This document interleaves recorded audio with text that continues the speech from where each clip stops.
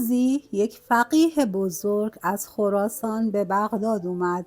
آوازه دانش او چنان پیچیده بود که حتی خلیفه عباسی هارون الرشید او رو به دارالخلافه دعوت کرد.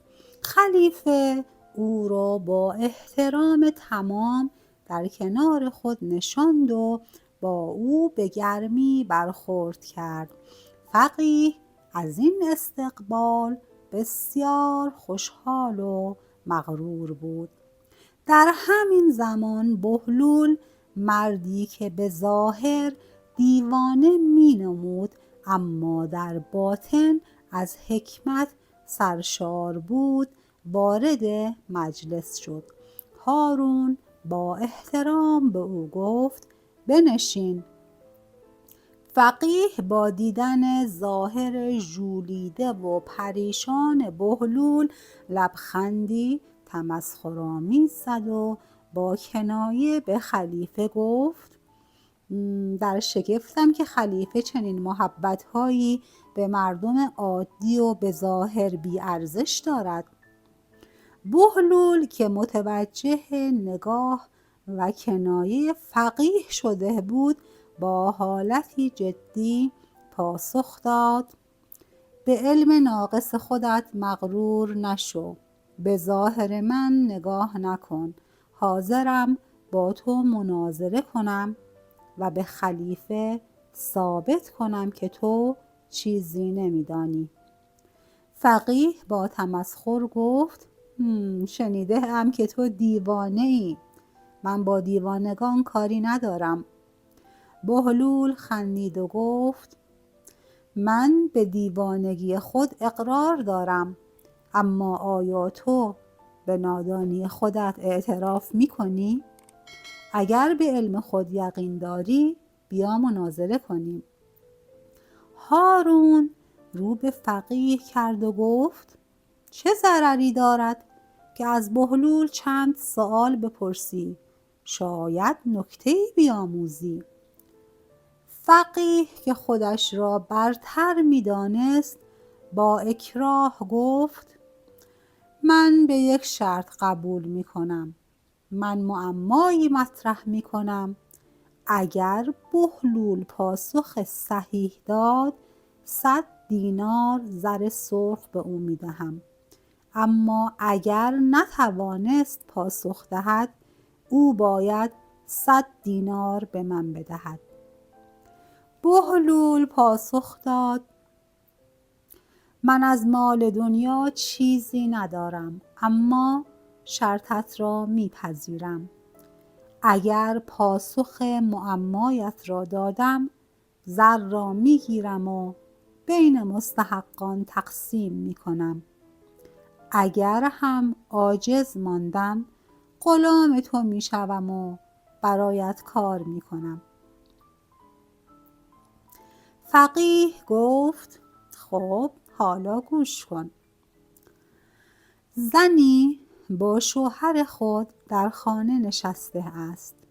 در همان خانه یک نفر دیگر مشغول نماز خواندن است و فردی دیگر روزه‌دار است. در همین زمان مردی از بیرون خانه وارد می شود و به محض ورود او زن و شوهر بر یکدیگر حرام می شوند. نماز آن فرد باطل می شود و روزه آن دیگری از بین می رود. حالا بگو ببینم این مرد که وارد شده کیست؟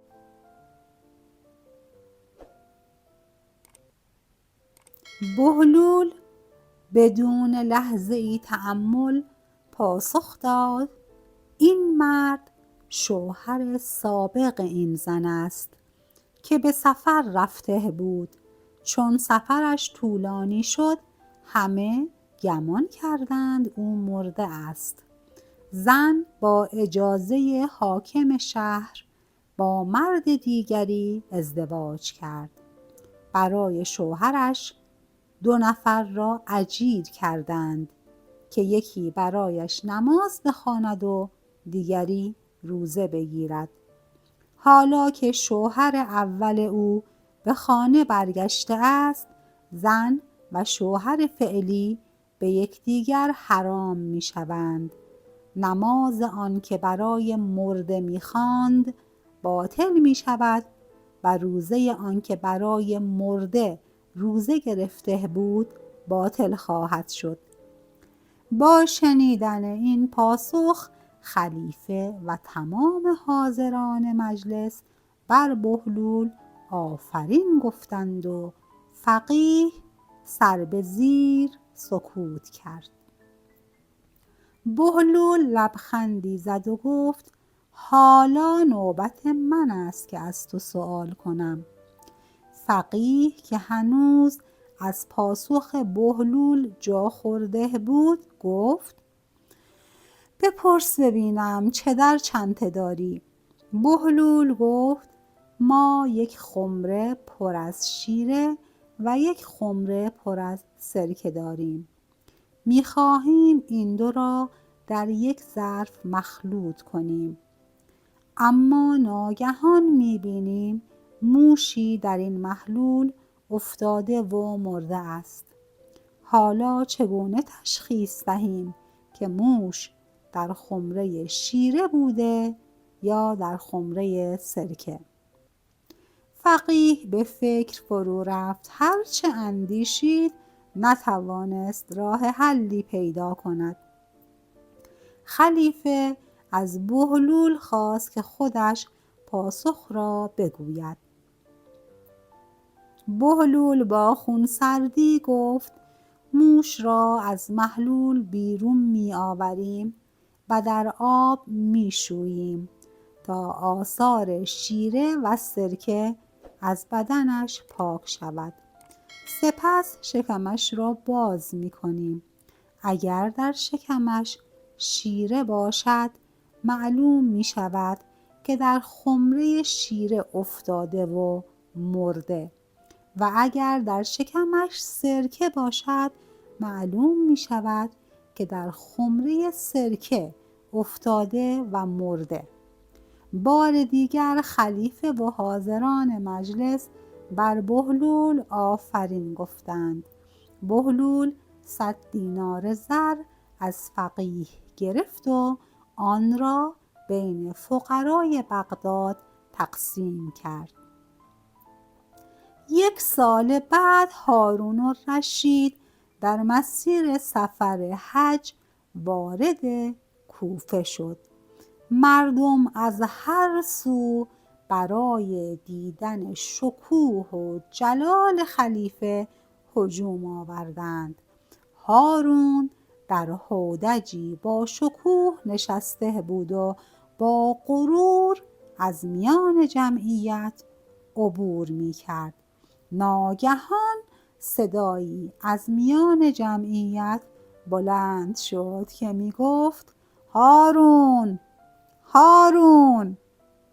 هارون با تعجب پرسید این چه کسی است که این چنین بی پروا مرا صدا می زند؟ اطرافیانش گفتند این بهلول است. هارون پرده هودج را کنار زد و به بهلول نگاه کرد. بهلول گفت هارون، از قدامت ابن عبدالله عامری روایت هست که پیامبر اسلام هنگام حج هیچ گونه تکبر و منتی نداشت و با مردم همانند آنان رفتار می کرد. اما امروز رفتار توی خلیفه با این همه تکبر و خودبینی شایسته سفر حج نیست.